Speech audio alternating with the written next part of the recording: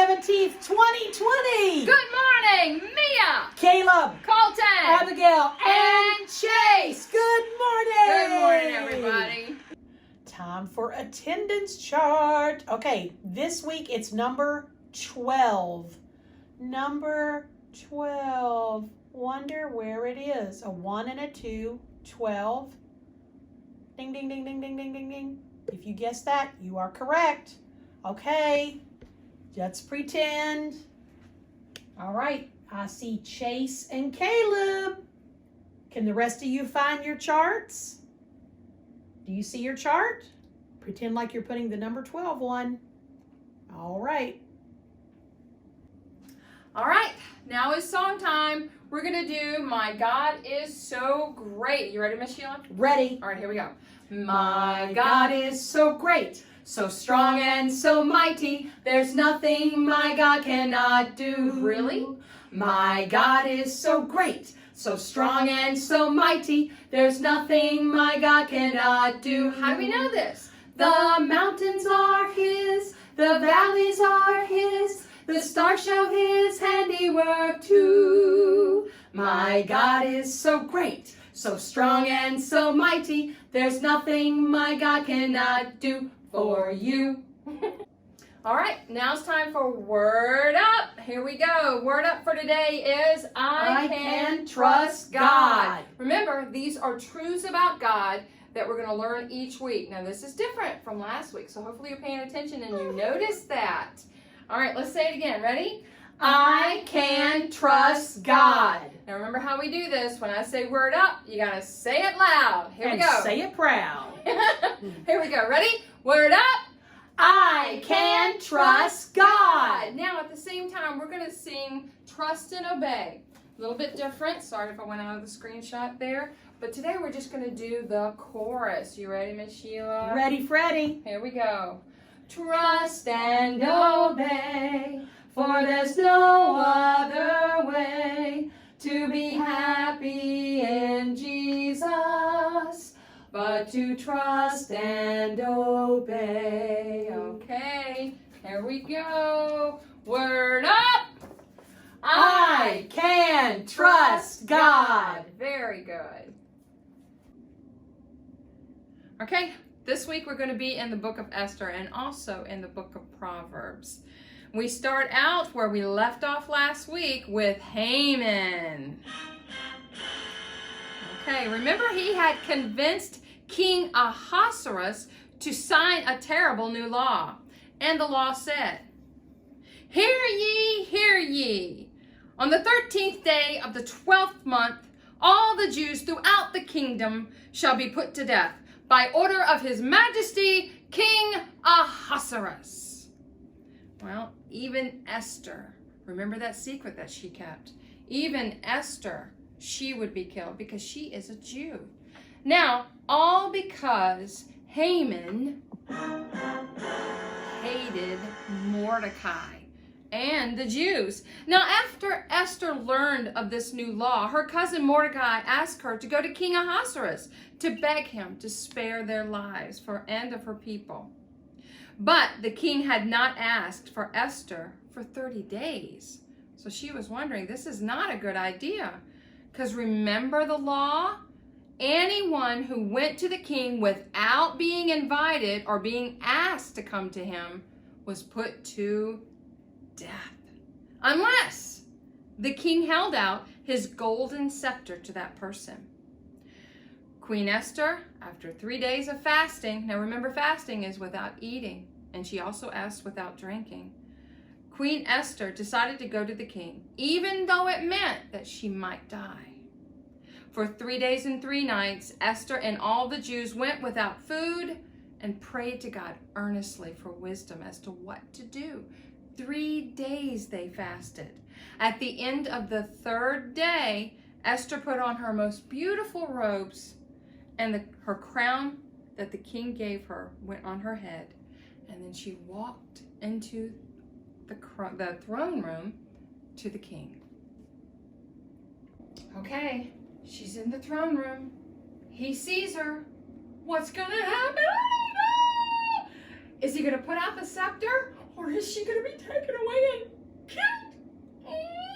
Let's see. I wonder what he's going to do. Is he going to put out the scepter? Or is she going to be taken away? Yay! Put out the scepter! Okay, if you have your Bibles, and I hope that you do, turn to Esther chapter 5 and verse 2. Give you a second, but I gotta keep reading. And it was so. When the king saw Esther the queen standing in the court, that she obtained favor in his sight. And the king held out to Esther the golden scepter that was in his hand. So Esther drew near and touched the top of the scepter. So what did King Ahasuerus do? He held out his scepter. And he said to her, Esther, what is it that you want? I will give you anything, even up to half of my kingdom. Esther 5, chapter 5 and verse 4 says, And Esther answered, If it seem good unto the king, let the king and Haman come this day unto the banquet that I have prepared for him. Esther, now she could have told the king that she was a Jew and her people were going to be killed by the new law, but she had another plan. Esther invited the king and Haman to a banquet. Of course, the king agreed to come, and he sent a message to Haman that he was invited too. Haman was very pleased with himself. He said, How about that? I am to dine with the king and the queen of Persia. Truly, I am the favorite. I shall have power and fame. Haman thought to himself. At the banquet, Esther did not tell the king what she wanted. Instead, she invited King Ahasuerus and Haman to another banquet. Now, they were very excited, most especially Haman. 2 banquets with the queen.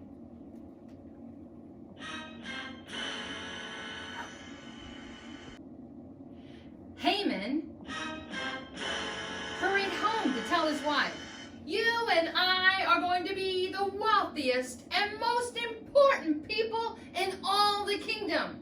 The queen has invited me to another banquet. Now I can ask the king for anything and get my way. His wife said, Well, hurry and build gallows to hang Mordecai and put him to death. And that is exactly what evil, wicked, mean, and nasty Haman did. When Haman came to the palace the next morning, he planned to ask the king for permission to hang Mordecai that very day. Haman,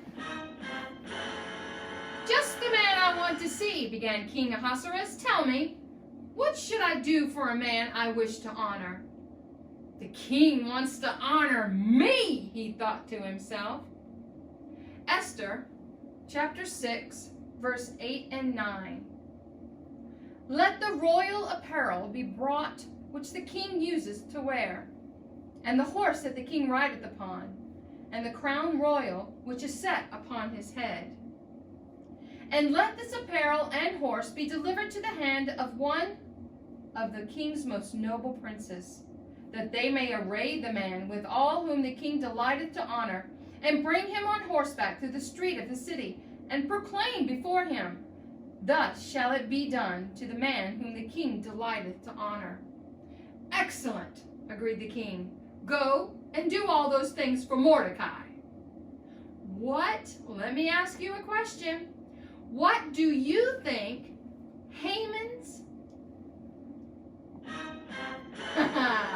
face looked like when he found out he had to honor his enemy Mordecai?